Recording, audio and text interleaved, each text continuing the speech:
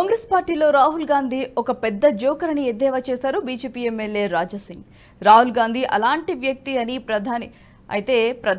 ప్రధాని అయితే దేశం పరిస్థితి ఎలా ఉంటుందో ఒక్కసారి ఆలోచించండి అని తెలియజేశారు. ఎన్నికల ప్రచారంలో భాగంగా మహబూబ్నగర్ పార్లమెంట్ పరిధిలో బీజేపీ అభ్యర్థి డీకే అరుణకు మద్దతుగా కొడంగల్ కోస్గి పట్టణంలో నిర్వహించిన రోడ్ షో, కార్నర్ మీటింగ్లకు హాజరయ్యారు రాజాసింగ్. 10 ఏళ్ల కాలంలో నరేంద్ర మోదీ సారథ్యంలో బీజేపీ ప్రభుత్వం ఎన్నో అభివృద్ధి సంక్షేమ కార్యక్రమాలను అమలు చేసి ప్రచార దేశాల్లో మన దేశం గర్వపడేలా చేసిందని తెలిపారు రాజాసింగ్.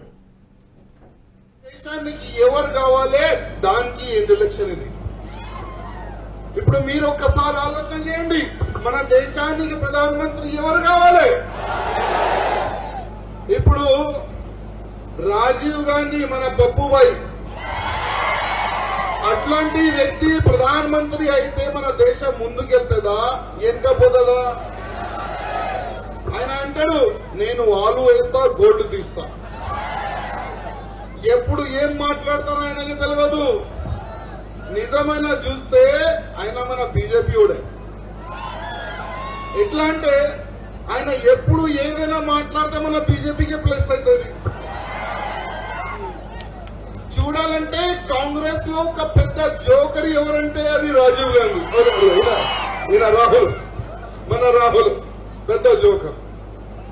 మీరు గమనించాలి. మీరు అట్లాంటి వ్యక్తి ప్రధానమంత్రి అయితే మన దేశ పరిస్థితి ఏ విధంగా ఉంటది ఒక్కసారి మీరు ఆలోచన చేయాలి.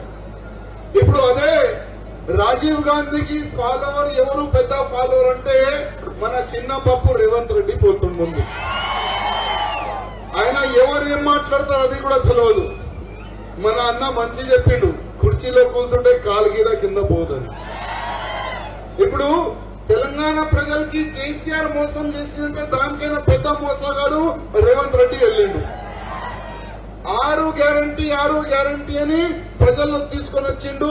సత్తలో అయితే వచ్చేసినావు, నువ్వు కుర్చీలో అయితే కూర్చున్నావు, కానీ 6 గ్యారంటీలు ఎట్లా పూర్తి చేస్తావు అయ్యా మేము అడుగుతున్నాం. ఇవాళ కేసీఆర్ పోతా అప్పుల తెలంగాణ చేసిపోయిండు.